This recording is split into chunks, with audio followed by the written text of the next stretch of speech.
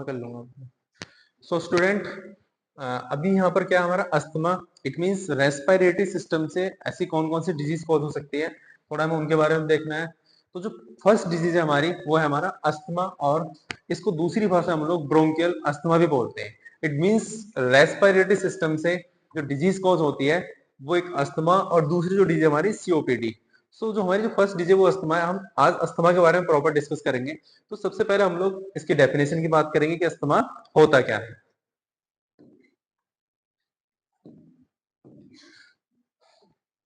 अगर हम अस्थमा को हिंदी में बात करें, इट मींस अस्थमा मींस दमे की बीमारी। इट मींस सांस लेने में दिक्कत, या फिर आपको बहुत ज्यादा कफ एंड कोल्ड बार बार हो रहा है, आप प्रॉपर तरीके से सांस तो ले रहे हो लेकिन आपका सांस प्रॉपर नहीं आ रहा है, तो इस तरीके से हम लोग इसको अस्थमा कहेंगे। लेकिन अगर हम दूसरी भाषा में बात करें, asthma is a chronic condition in which our airways become narrow, swell up and become more glandular, produce extra mucus।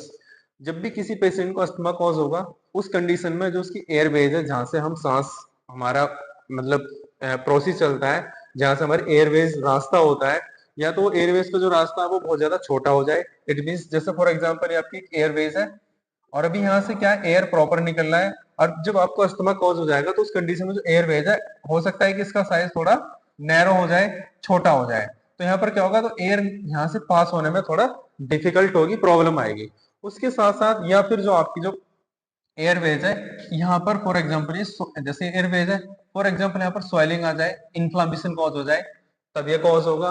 उसके साथ साथ कई बार म्यूकस का ओवर प्रोडक्शन हो जाता है, जिसकी वजह से आपकी जो एयरवेज है उसके अंदर ये म्यूकस यहाँ पर प्रॉपर तरीके से फिल हो जाएगा, जिससे आपको सांस लेने में बहुत ज्यादा दिक्कत होगी। तो इसी कंडीशन को हम लोग अस्थमा बोलते हैं। अगर हम नॉर्मल लंग्स की बात करें तो होता क्या है बेसिकली, जैसा फॉर एग्जांपल ये हमारे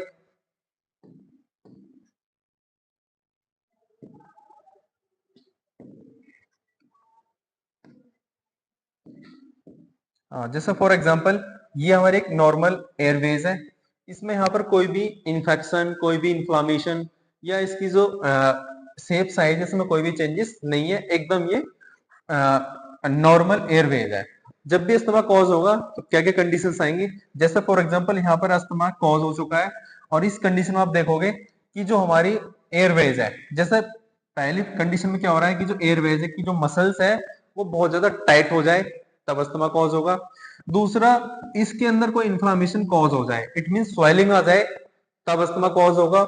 उसके साथ साथ जो प्रोडक्शन हो रहा है आपका किसका, म्यूकस का, उस म्यूकस का प्रोडक्शन इतना ज्यादा हो गया और वो बहुत ज्यादा थिक हो गया है, इट मींस तो वहां पर क्या होगा, जो एयरवेज है वो वहां पर ब्लॉक होना स्टार्ट हो जाएगा। जैसे आप यहाँ पर देख लो थोड़ा ग्रीन ग्रीन कलर सा, ये क्या है, ओवर प्रोडक्शन हुआ किसका, म्यूकस का, जिसकी वजह से यहाँ पर ये स्टोरेज हो गया है। और यहाँ से जब ये स्टोरेज हो जाएगा तो एयर को निकलने में यहाँ पर बहुत ज्यादा प्रॉब्लम आएंगी, एयर आपके यहाँ से पास नहीं हो पाएगी।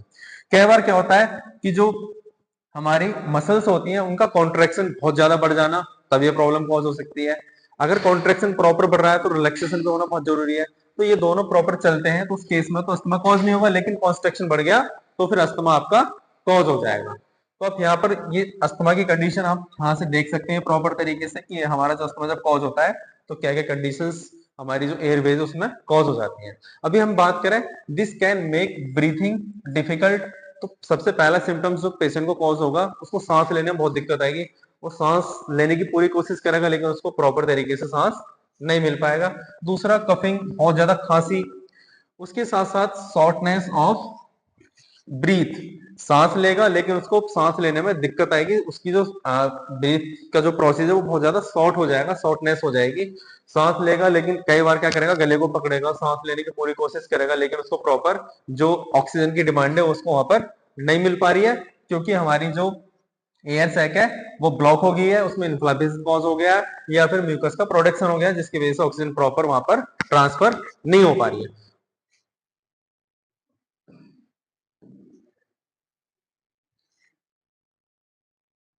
नेक्स्ट अगर हम बात करें तो अस्थमा हमारा कितने टाइप्स का होता है, हम लोग यहाँ पर अस्थमा का क्लासिफिकेशन पढ़ेंगे कि कितने टाइप्स का हमारा अस्थमा होता है। सो फर्स्ट है हमारा,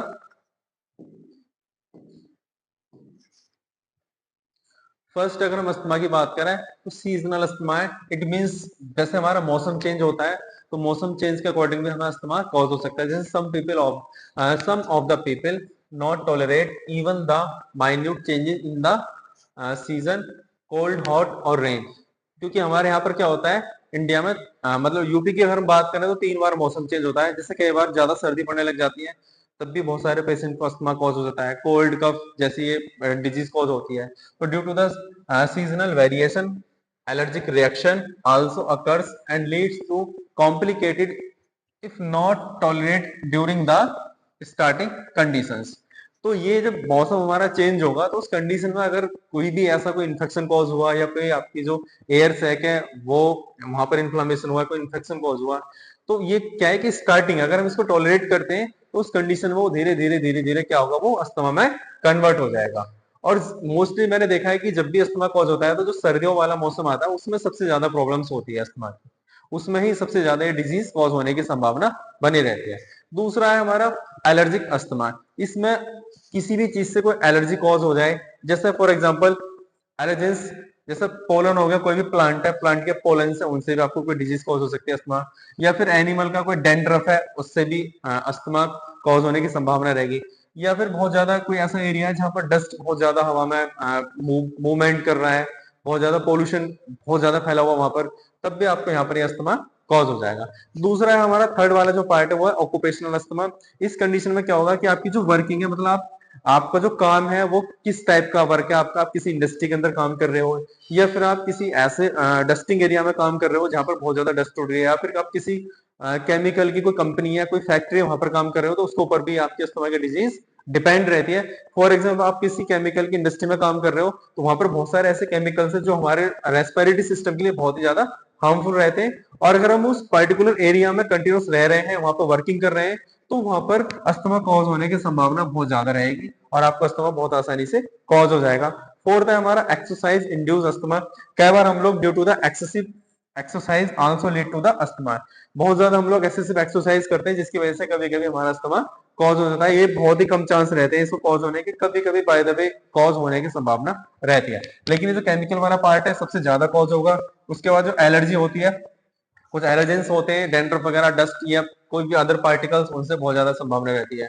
और ये हमारा मौसम चेंजेस के अकॉर्डिंग जो होता है ये भी बहुत ज्यादा आपको पेशेंट में देखने को मिलेगा।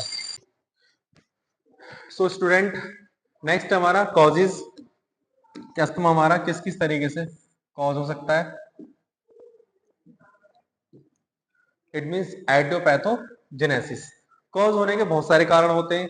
जैसे for example allergens, it means pollen, animal, dandruff होता है हमारा, डस्ट होता है जिसकी वजह से अस्थमा हमारा कॉज होगा। Second, upper respiratory tract infection, URTI. It means इसमें अपर मींस नोज हो गया, ट्रैक हो गया, उसमें कोई इन्फेक्शन कॉज हो जाना। इट मींस ये आपका बैक्टीरिया से भी कॉज हो सकता है या फिर कोई कम्युनिकेबल डिजीज है उससे भी कॉज हो सकता है। कई बार जैसे सबसे पहले भी कोविड चला था तो उसमें सबसे ज्यादा हमारा अपर रेस्पिरेटरी ट्रैक बहुत ज्यादा कॉज हो रहा था। और जब अपर रेस्पिरेटरी कॉज हो जाता है, अगर हम इसको ध्यान से नहीं देखें, इसका ट्रीटमेंट ना कराएं, तो फिर सीधा ये लंग्स के अंदर धीरे धीरे ट्रांसफर होने लग जाता है। दूसरा, एयर पोल्यूशन या फिर सिगरेट स्मोक, अदर केमिकल्स, इनकी वजह से भी हमारा अस्थमा कॉज होता है। अगर फॉर एग्जांपल किसी एरिया में बहुत ज्यादा पोल्यूशन कॉज हो रहा है और आप वहां पर प्रॉपर रह रहे हो तो आपको अस्थमा बहुत आसानी से कॉज हो जाएगा। दूसरा, आप स्मोकिंग कर रहे हो, प्रॉपर स्मोकिंग करते जा रहे हो, या फिर आप कोई भी स्मोकिंग कर रहा है, अदर पर्सन, आप उसके आसपास रह रहे हो या उसके आसपास बैठे हो, तब भी आपको कॉज हो सकता है। उसके अलावा कुछ ऐसे केमिकल्स जो हमारी बॉडी में बहुत ज्यादा हार्मफुल रहते हैं, उनकी वजह से भी हमारा अस्थमा कॉज होगा। उसके अलावा कुछ हमारे ड्रग्स हैं, अगर हम इन ड्रग्स का कंटिन्यू प्रॉपर यूज करते हैं तो इन ड्रग्स के कुछ ऐसे साइड इफेक्ट होते हैं जो हमें अस्थमा कॉज करने में बहुत ज्यादा हेल्पफुल होते हैं। जैसे एस्पिरिन टैबलेट आपकी, इससे भी इसके कुछ साइड इफेक्ट है जो अस्थमा कॉज करने में बहुत ज्यादा हेल्पफुल है। दूसरा, NSAIDs, non steroidal anti inflammatory drugs, अगर इन ड्रग्स हम बहुत ज्यादा यूज कर रहे हैं तब भी हमें कॉज हो सकता है। उसके अलावा बीटा ब्लॉकर्स, एंटी हाइपरटेंसिव कुछ ड्रग्स होती है बीटा ब्लॉकर्स, उनको अगर आप प्रॉपर यूज कर रहे हो तब भी चांसेस रहेंगे अस्थमा होने के। उसके अलावा नेक्स्ट हमारा कुछ फूड एलर्जेंस होते हैं या फिर cold air and other etcetera. कुछ ऐसे फूड्स होते हैं जो हमारी बॉडी के अंदर कुछ एलर्जी कॉज करते हैं, तो उनसे हमें ज्यादा से ज्यादा बचना है। या फिर कुछ कोल्ड एयर, ठंडी हवा सर्दियों में बहुत ज्यादा, ये कॉजेज होने की संभावना ज्यादा रहती है। उसके अलावा एयर पोल्यूशन की अगर हम बात करें, asthma attack are caused by the variety of air pollutant such as smoke from automobile exhaust, manufacturing emissions. It means जब एयर पोल्यूशन की अगर हम बात करें तो एयर पोल्यूशन किस तरीके से कॉज होगा, यहाँ पर आपने देखा होगा कि कहीं पर बहुत ज्यादा स्मोक बहुत ज्यादा उड़ रही है। जैसे फॉर एग्जांपल किसी भी पर्टिकुलर एरिया में बहुत ज्यादा व्हीकल्स वहां पर चल रहे हैं और उनसे बहुत ज्यादा क्या निकल रहा है, आपका धुआं निकल रहा है, एग्जॉस्ट निकल रहा है बहुत ज्यादा, तो उसकी वजह से अस्थमा कॉज होगा। उसके अलावा कुछ हमारी मैन्युफैक्चरिंग कंपनी होती है और उस मैन्युफैक्चरिंग कंपनी के अंदर कोई भी मतलब फ्यूम निकल रहा है, कुछ वहां पर वो जला रहे हैं उस चीज को और वो ऊपर निकल रहा है, उससे भी बहुत ज्यादा अस्थमा कॉज होने के चांसेस रहेंगे। उसके अलावा कुछ हमारे इंसेक्ट्स हैं, छोटे मोटे कीड़े मकोड़े से भी हमारा अस्थमा कॉज हो जाता है, जैसे कॉकरोच हो गया या माइस हो गया, ये कई बार हमारे घर के अंदर होते हैं और ये भी अस्थमा को कॉज करने में बहुत ज्यादा हेल्पफुल होते हैं। जैसे यहाँ पर आप देख रहे हो कुछ ट्रिगर्स हैं हमारे अस्थमा को कॉज करने के लिए, जैसे अभी मैंने आपको बताया पोल्यूशन बहुत ज्यादा इंडस्ट्री के अंदर फ्यूम निकल रहा है, वो कुछ भी मतलब कुछ मैन्युफैक्चरिंग कर रहे हैं केमिकल्स की और वो देखो यहाँ पर इस तरीके से वो निकल रहा है, तो यहाँ पर ये क्या होगा, हमारा जो पर्टिकुलर जो एटमोस्फेयर है उसके अंदर बहुत ज्यादा पोल्यूशन कॉज हो जाएगा। दूसरा, स्मोकिंग को बिल्कुल एकदम क्या करना है, स्टॉप करना है, इसको यूज बिल्कुल नहीं करना है, इससे दूर रहना है। अगर आपको लग रहा है कि हाँ मुझे थोड़े बहुत अस्थमा के सिम्टम्स है या सांस लेने में कोई दिक्कत है, तो आपको इन चीजों से बिल्कुल एकदम दूर रहना है। दूसरा, हाउस होल्ड केमिकल्स, बहुत सारे ऐसे केमिकल्स हैं जो हम अपने घर के अंदर यूज करते हैं, जैसे टॉयलेट बाथरूम के अंदर भी यूज करते हैं, उन केमिकल से आपको बच के रहना है। उसके अलावा एक जेनेटिक है, जेनेटिक कॉज में क्या है कि फॉर एग्जांपल आपके पेरेंट्स को था तो वो जेनेटिकली आपके अंदर भी आ सकता है। दूसरा, फैटी फूड, आपको फैटी फूड का यूज कम से कम करना है, इट मींस फूड आपको ऐसा यूज करना है जिसके अंदर फैट बिल्कुल भी ना हो या कम से कम हो। उसके अलावा डस्ट, डस्ट वाले पार्ट से एकदम बच के रहना है। अगर आप किसी डस्ट वाले पार्ट से किसी एरिया से निकल के जा रहे हो तो आप अपने फेस पर मास्क लगा सकते हो या फिर अपने फेस को आप किसी भी क्लॉथ से आप कवर कर सकते हो, तब आप यहाँ से बच सकते हो। उसके अलावा पेट्स, कुछ हमारे एनिमल्स होते हैं जैसे कैट वगैरह हो गया या डॉग्स वगैरह हो गए या और भी एनिमल्स होते हैं, उनसे भी ये कॉज होने की संभावना रहती है। उसके अलावा कुछ हमारे बैक्टीरिया और वायरस होते हैं जो कि अस्थमा को कॉज करने में बहुत ज्यादा हेल्पफुल होते हैं, तो हमें बैक्टीरिया के इन्फेक्शन से या फिर वायरस के इन्फेक्शन से हमें प्रॉपर तरीके से अपने आप को सेफ्टी से रखना है, इनसे दूर रखना है, प्रॉपर प्रिकॉशंस हमें यूज करने हैं। जैसे बैक्टीरिया का कोई भी इन्फेक्शन है या वायरस है तो हमें प्रॉपर क्या करना है, अपने जो फेस है फेस को कवर रखना है, हैंड को प्रॉपर वॉश करना है, या फिर आप दिन में किसी भी एरिया से आप निकल के आ रहे हो तो आप घर में एंटर करने से पहले आप अपने हैंड वॉश करोगे, अपना फेस को वॉश करोगे, तो उससे क्या होगा, आप इस अस्थमा के डिजीज से आप बच सकते हो और इस हमारा अस्थमा कॉज होगा। तो कुछ हमारे लंग्स के अंदर कुछ ऐसे चेंजेस आएंगे, जैसे फॉर एग्जांपल एयरवेज है उसमें कोई चेंजेस आ जाना या फिर लंग्स की किसी स्ट्रक्चर में कोई चेंजेस आना, जैसे for example chronic inflammation can lead to structural changes in the airways such as thickening of the Airways. जैसे मैंने अभी आपको बताया, जैसे फॉर एग्जांपल ये आपकी एयरवेज है और यहाँ से एयर निकल रही है, जब भी कोई इन्फेक्शन कॉज होगा या कोई इन्फ्लामेशन कॉज होगा तो ये जो आपकी एयरवेज है हो सकता है कि ये अभी यहाँ पर इसका साइज छोटा हो जाए या फिर इसके अंदर कोई ऐसा इन्फ्लामेशन कॉज हो जाए जिससे इसका जो बीच का एरिया है जहां से आपका एयर पास हो रहा है, जब वो एरिया कम हो जाएगा तो आपके एयर वहां से पास कम से कम होगी। उसके अलावा इंक्रीज स्मूथ मसल्स मास, आपकी जो स्मूथ मसल्स हैं उनका जो मास है वो क्या हो जाएगा, वो बढ़ जाएगा। उसके अलावा changes in the epithelial layer, जो आपका एपिथेलियल टिश्यू होता है उसकी जो लेयर है वो उसमें चेंजेस आ जाएंगे। उसके साथ साथ occupational exposure, certain job can expose individuals to irritants और allergens that increase asthma risk. जैसे मैंने भी आपको पहले बताया था कि जो आपका ऑक्यूपेशनल जो आपकी वर्किंग है वहां से भी आपको अस्थमा कॉज हो सकता है, वो डिपेंड्स करता है कि आपकी वर्किंग क्या है, आपकी जॉब कैसी है। उसके अलावा इन्फेक्शंस, बहुत सारे इन्फेक्शंस हमारे जो रेस्पिरेटरी सिस्टम को इन्फेक्टेड कर देते हैं। इसमें जो सबसे पहला होता है हमारा वायरल रेस्पिरेटरी इन्फेक्शंस, ये हमारा कम्युनिकेबल डिजीज के अंदर आता है और ये एक दूसरे से कम्युनिकेट करने पर भी यहाँ पर ये कॉज हो जाती है। और इसमें कॉज होने के बाद ना कई बार क्या होता है कि जब हमारा रेस्पिरेटरी सिस्टम में कोई इन्फेक्शन कॉज हो गया तो कई बार वो इन्फेक्शन इतना डिजीज कॉज होने लग जाता है कि कई बार वो पेशेंट को टीबी भी कॉज हो जाती है। इट मीन्स माइक्रोबैक्टीरियम ट्यूबरक्लोसिस, उसमें जो आपका बैक्टीरिया होता है वो माइक्रोबैक्टीरियम ट्यूबरक्लोसिस होता है जो कि रेस्पॉन्सिबल होता है टीबी को कॉज करने में। नेक्स्ट हमारा इन्फ्लामेटरी रेस्पॉन्स, इट मीन्स यहाँ पर क्या होगा, इन asthma the Airways undergo chronic inflammation involving various immune cells including eosinophils और मस्ट सेल। अब यहाँ पर हम इन्फ्लामेशन की बात करें, इट मींस यहाँ पर हमारी दो सेल है जो इन्फ्लामेशन को कॉज करने में बहुत ही ज्यादा रेस्पॉन्सिबल होती है। फर्स्ट सेल हमारी इसिनोफिल्स और दूसरा हमारी मस्ट सेल। अगर इन सेल्स का प्रोडक्शन ज्यादा बढ़ जाता है, अब ये प्रोडक्शन कहां से बढ़ेगा? इम्यून सेल के अंदर से।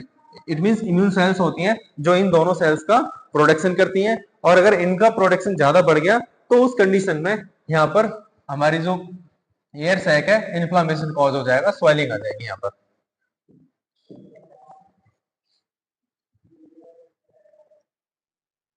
अब हम बात करेंगे कि अगर हमें अस्थमा कॉज हो गया, कॉज होने के बाद ऐसे कौन कौन से सिम्टम्स हैं जिनको हम ऑब्जर्व कर सकते हैं। तो वो सिम्टम्स कौन कौन से जिसको हम क्लिनिकल मैनिफेस्टेशन के अंदर पढ़ते हैं। जो पहला सिस्टम है, पहला जो हमारा सिम्टम्स है वो हमारा wheezing, high sound during breathing. It means जब कोई किसी पेशेंट को अस्थमा कॉज हो जाएगा तो उस कंडीशन में उस पेशेंट से कुछ एक्स्ट्रा आवाज आएगी, कुछ सीटी टाइप की आवाज आएगी, एक्स्ट्रा साउंड आएगा सांस लेने पर। दूसरा उसको कफ हो जाएगा, ये तो नॉर्मल सी बात है कि कफ तो होना ही होना है, कफ एंड कोल्ड। नेक्स्ट हमारा चेस्ट टाइटनेस, चेस्ट में बहुत ज्यादा टाइटनेस फील होगा और वहां पर पेन कॉज होगा। उसके अलावा एक्सपायरेशन में प्रॉब्लम, जो हम एक्सपायरेशन करेंगे मतलब इट मीन CO2 को बाहर निकालेंगे, उसको बाहर निकालने में problems, it mean prolong expiration on में प्रोलॉन्ग, एक्सपायरेशन का प्रोसेस थोड़ा प्रोलॉन्ग हो जाएगा, लंबा हो जाएगा। उसके अलावा थिक जिलेटिनस स्प्यूटम म्यूकस, जो स्प्यूटम हमारा वो बहुत ज्यादा जिलेटिनस, बहुत ज्यादा चिपचिपा हो जाएगा, उसको बाहर रिलीज होने में बहुत ज्यादा दिक्कत आएगी और वो एयर सैक के अंदर वो चिपक सकता है, जिसकी वजह से यहाँ पर ये बहुत ज्यादा थिक हो जाएगा। नेक्स्ट हमारा शॉर्टनेस ऑफ ब्रीथ, सांस लेने में बहुत ज्यादा दिक्कत आना, सांस लेने में दिक्कत आएगी। उसका इंक्रीज हार्ट रेट, आपकी जो हार्ट बीट है वो बहुत ज्यादा क्या हो जाएंगी? इंक्रीज हो जाएंगी। उसके बाद difficult speaking in full sentence, अब कोई पेशेंट है जिसको अस्थमा कॉज हो गया, वो कुछ बोलना चाह रहा है पूरा सेंटेंस, उसका पूरा सेंटेंस वो बोल नहीं पाएगा, वो सेंटेंस बीच में अधूरा भी रह सकता है या फिर बीच में गैप ले लेके पेशेंट उसको बोलेगा। उसके अलावा डिक्रीज द O2 सप्लाई, कई बार O2 की सप्लाई जब डिक्रीज हो जाएगी तो तब भी सांस लेने में दिक्कत होती है। अब यहाँ पर थोड़ा सा हम देखते हैं कि अस्थमा के ऐसे कौन कौन सिम्टम्स है। देखो यहाँ पर कुछ डायग्राम्स है, जैसे लेबर्ड ब्रीथिंग, इट मीन सांस लेने में बहुत ज्यादा कठिनाई। दूसरा वीजनिंग, इट मीन्स जैसे पेशेंट बोलेगा तो कुछ एक्स्ट्रा साउंड आएगा उसमें से। स्लीप प्रॉब्लम, नींद नहीं आएगी प्रॉपर। चेस्ट पेन कॉज होगा, भी बताया था आपको। फीलिंग टायर्ड, बहुत ज्यादा थकान, इट मीन्स बहुत ज्यादा थकावट फील होगी आपको, वीकनेस आएगा।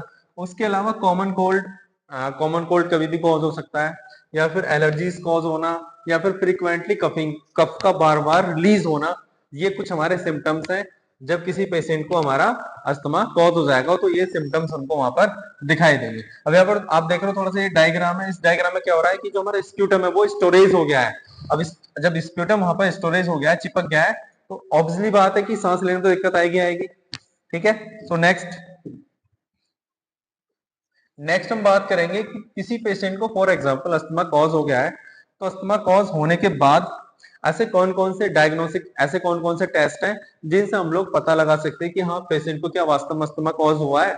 तो कुछ डायग्नोस्टिक है। तो सबसे पहला अगर हम डायग्नोस की बात करें तो सबसे पहले ask about your family and medical history. अब कोई भी डॉक्टर है, कोई फार्मासिस्ट है, अब किसी पेशेंट को डायग्नोस कर रहा है कि उसको क्या डिजीज हो रखी है। अब फॉर एग्जाम्पल अस्थमा के डिजीज को डायग्नोस करना है तो सबसे पहले हम लोग उस पेशेंट से कुछ क्वेश्चंस पूछेंगे।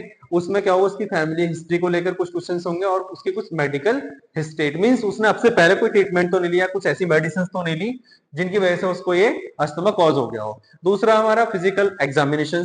फिजिकल एग्जामिनेशन में क्या होगा, during the physical exam the doctor will listen to your lungs with a stethoscope to detect sign of the wheezing which is a common symptoms of asthma. कई बार जब किसी पेशेंट को asthma cause होता है तो डॉक्टर क्या करता है, जो स्टेथोस्कोप है उसको अपने ईयर में लगाने के बाद कुछ जो हमारा लंग्स है, लंग्स के कुछ साउंड को सुनने की कोशिश करता है। वो देखता है कि जो लंग्स में नॉर्मल साउंड है क्या उसके अलावा कुछ चेंजेस है साउंड में, तो उससे भी हम लोग यहाँ पर पता लगा सकते हैं अस्थमा का। दूसरा हमारे पास जो थर्ड पार्ट है वो हमारा ब्लड टेस्ट। तो ब्लड टेस्ट से भी हम लोग पता लगाएंगे कि अस्थमा वास्तव में अस्थमा कॉज हुआ है या नहीं हुआ है। तो पहला हमारा, अगर हम ब्लड टेस्ट की बात करते हैं तो ब्लड टेस्ट में हमारे दो टेस्ट होंगे। पहला टेस्ट हमारा ओसिनोफिल्स। ओसिनोफिल्स का लेवल अगर बढ़ जाता है तो ओसिनोफिल्स की अगर हम बात करें, ये type of white blood cells, ये WBC सेल्स होती हैं। इनका मेनली काम क्या होता है, अगर इनका लेवल इंक्रीज हो जाए ब्लड के अंदर तो ये इंडिकेट करती हैं इन्फ्लामेशन को। इट मींस इन्फ्लामेशन कॉज करेंगे, जिसकी वजह से आपको अस्थमा कॉज होगा। दूसरा हमारा नेक्स्ट है हमारा immunoglobulin, it means IgE।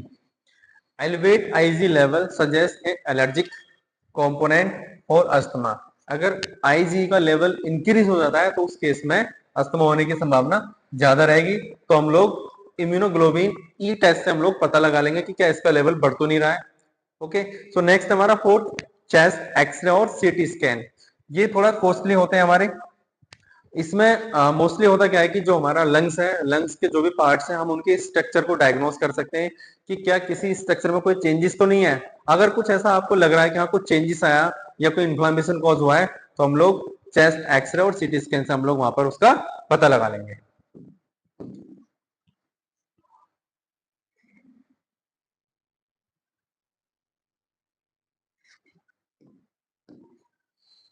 Next हमारा peak flow measurement. Peak flow एक छोटा सा एक इंस्ट्रूमेंट होता है। अब इस इंस्ट्रूमेंट में होता क्या है कि जो peak flow meter is a small hand held device that measures how quickly you can exhale airflow our lungs. It can help identity asthma symptoms. Reduced peak flow reading can indicate air airway narrowing.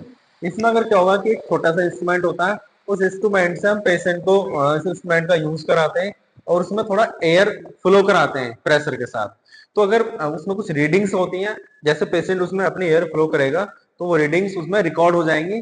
अगर वो readings बहुत ज्यादा कम हो रही है, बहुत ज्यादा हो रही है, तो हमें अपने लंग्स की जो कंडीशन है उसका पता लग जाएगा। दूसरा हमारा 6 है spirometry, it means pulmonary function test. यहाँ पर हमारे कुछ पल्मोनरी फंक्शन टेस्ट हैं और इसके लिए हमारा क्या है, this is the most common test to diagnose asthma and measure lungs functions. तो पहला जो हमारा स्पायरोमेट्री पल्मोनरी फंक्शन टेस्ट है वो हमारा forced expiratory volume, it means FEV1 test measure how much air you can exhale in 1 second. It means आप 1 second के अंदर कितना एयर आप एक्सेल कर रहे हो, वो हम फोर्स एक्सपायरेटरी वॉल्यूम से पता लगाएंगे।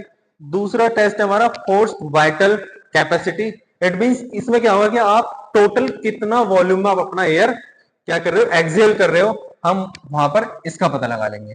ओके,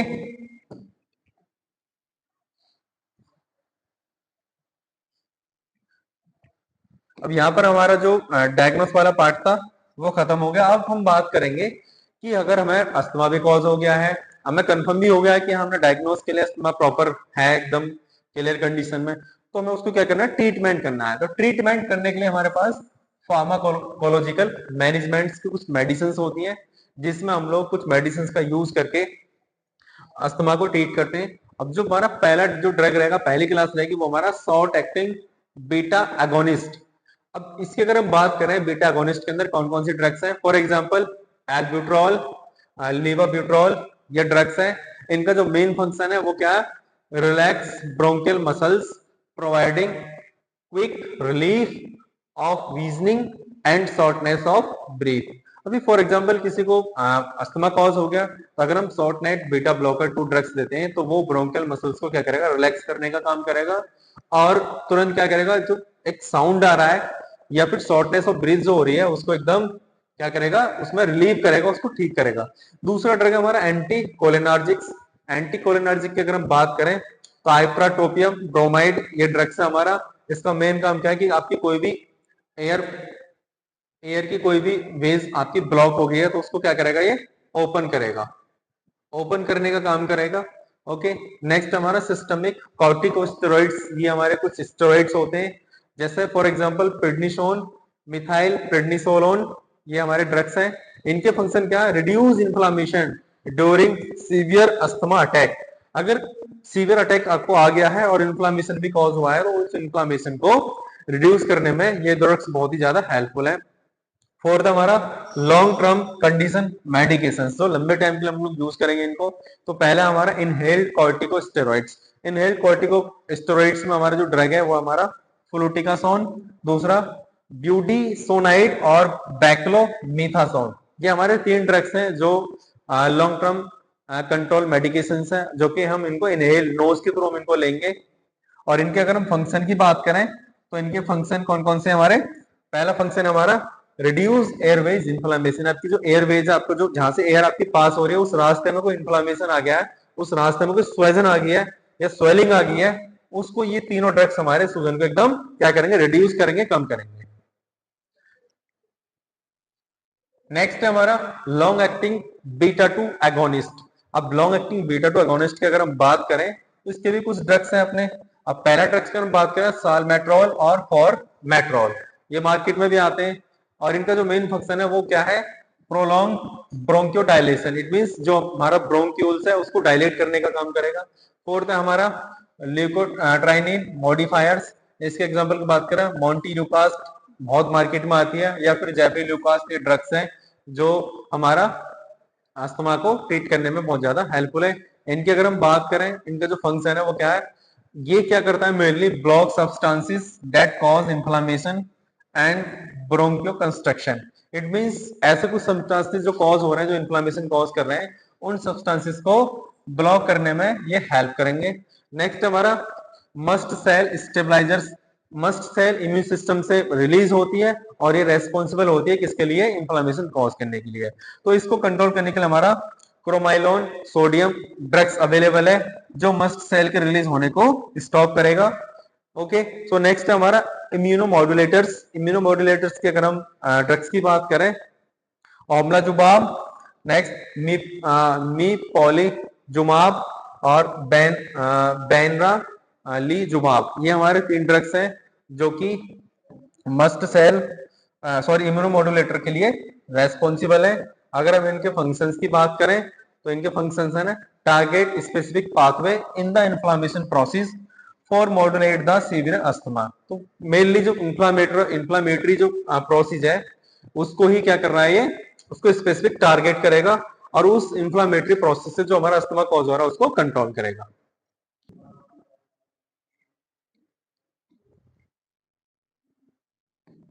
बात करेंगे हम लोग non pharmacological management. It means without medication के हम लोग अस्थमा को किस तरीके से ट्रीट कर सकते हैं। सो फर्स्ट हमारा maintain a clean and allergen free home environment. It means जहां पर भी आपका घर है वहां का जो एनवायरनमेंट है वो एकदम क्लीन होना चाहिए, वहां पर कोई भी पॉल्यूशन कॉज नहीं होना चाहिए। दूसरा, कंसीडर यूजिंग एयर प्यूरिफायर। आप अपने घर के अंदर कोई भी प्यूरिफायर आप लगा सकते हो। रेगुलर वैक्यूमिंग, इट मींस आपका जो रूम है या बेडरूम है वहां पर वैक्यूम प्रॉपर तरीके से आप लोग करो वहां पर। उसके साथ साथ washing bedding in hot water.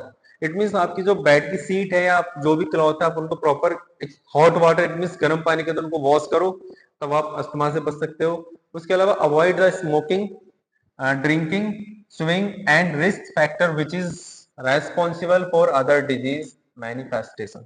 अगर आप स्मोकिंग कर रहे हो, प्रॉपर ड्रिंकिंग कर रहे हो, या फिर आप कोई भी पान मसाला स्विंग कर रहे हो, तो ये क्या है, रिस्क फैक्टर है। ऐसा नहीं कि वो अस्थमा कॉज करेंगे, उसके अलावा भी आपको कोई भी हार्ट से लेकर भी कोई डिजीज यहाँ पर कॉज हो सकती है। तो इनको आपको कम से कम कंट्रोल करना है। इट मींस आप चाहो तो इनको बिल्कुल यूज ना करें तो ही आपके लिए बेटर है।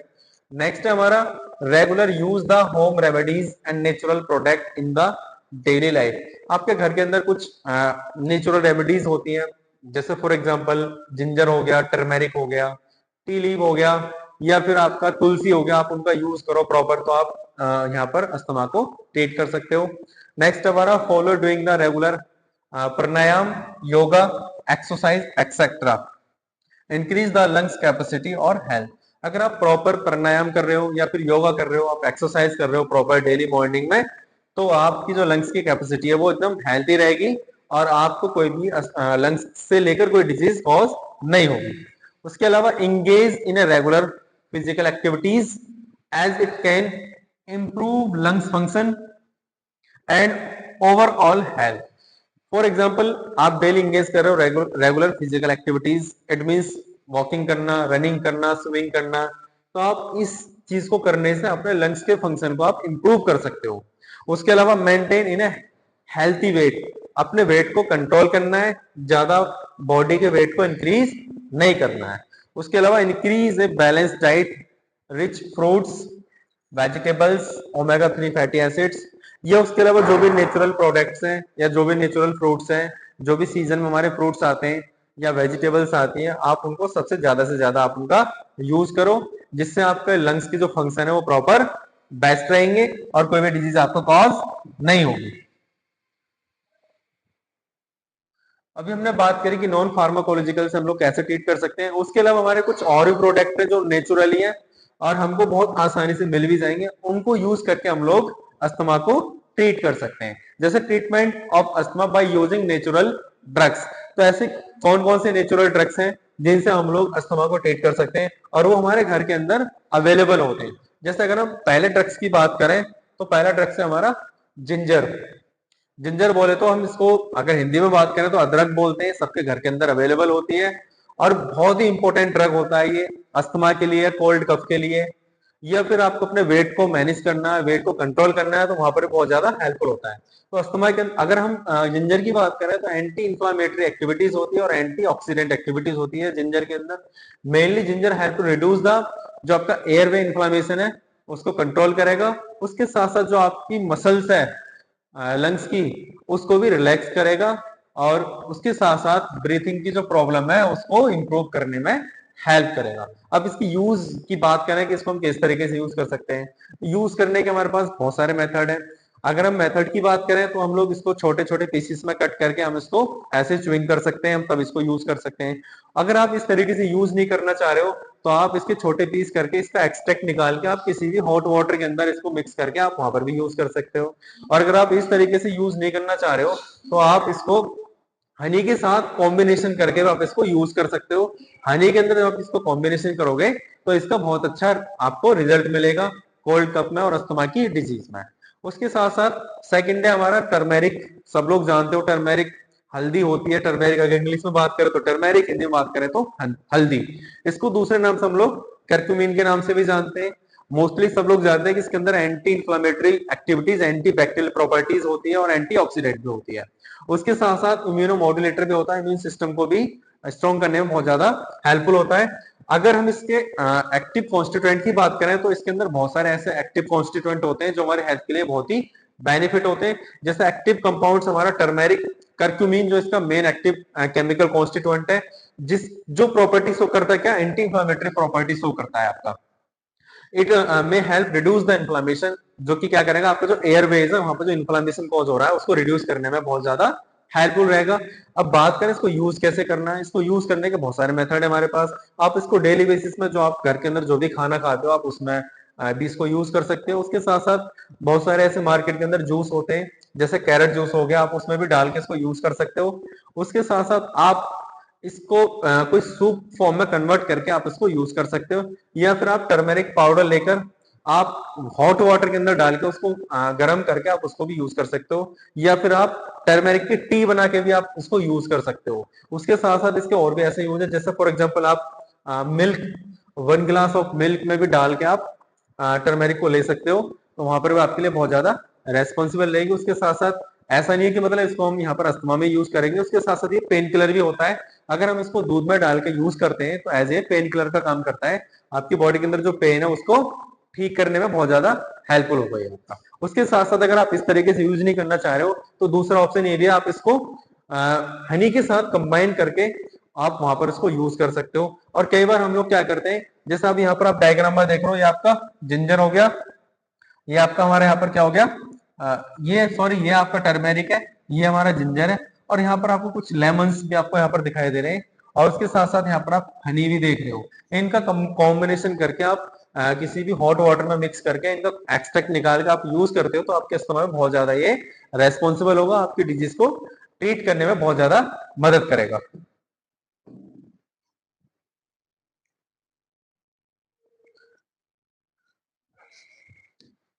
अभी हमने बात करी थी टर्मेरिक, जिंजर, या फिर लेमन या फिर हनी। अभी कुछ हमारे ऐसे और भी बहुत सारे प्रोडक्ट हैं जो बहुत ज्यादा यूजफुल होते हैं अस्थमा में।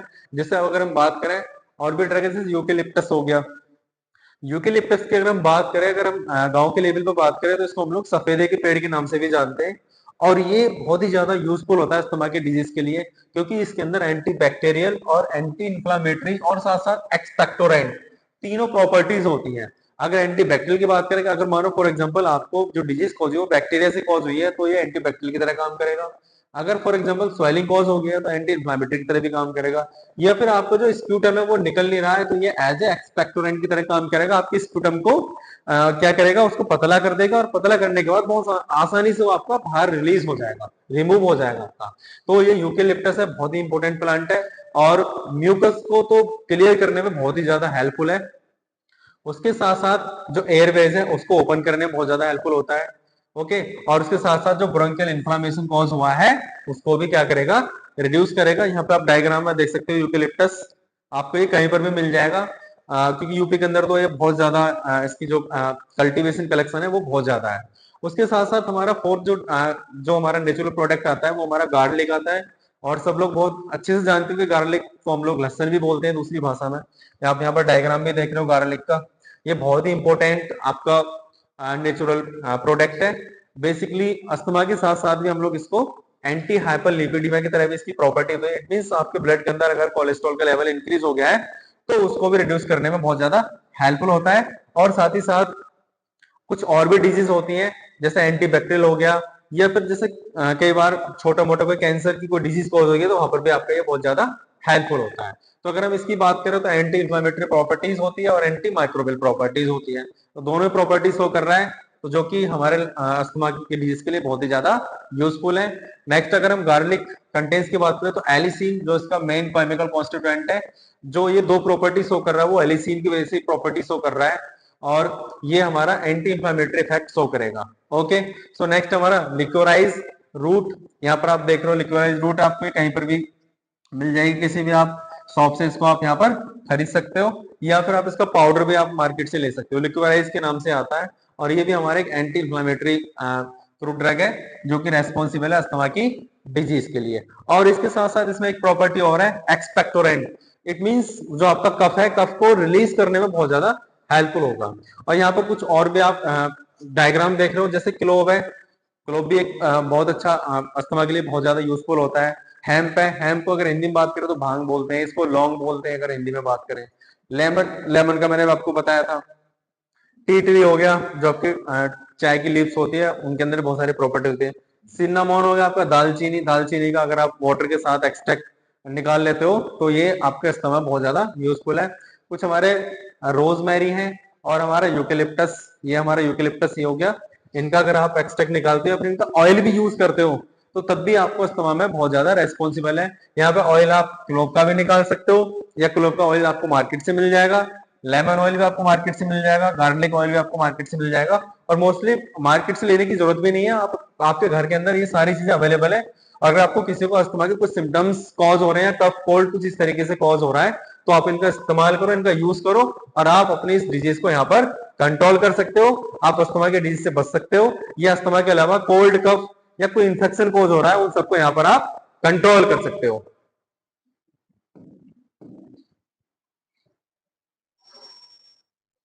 इसी के साथ सो स्टूडेंट ये हमारा टॉपिक यहाँ पर एक खत्म हो गया है। नेक्स्ट क्लास में जब भी मैं क्लास लूंगा वहां पर हमारा सीओपीडी जो इस यूनिट का जो सेकंड चैप्टर है हम उसको स्टार्ट करेंगे। इसी के साथ थैंक यू।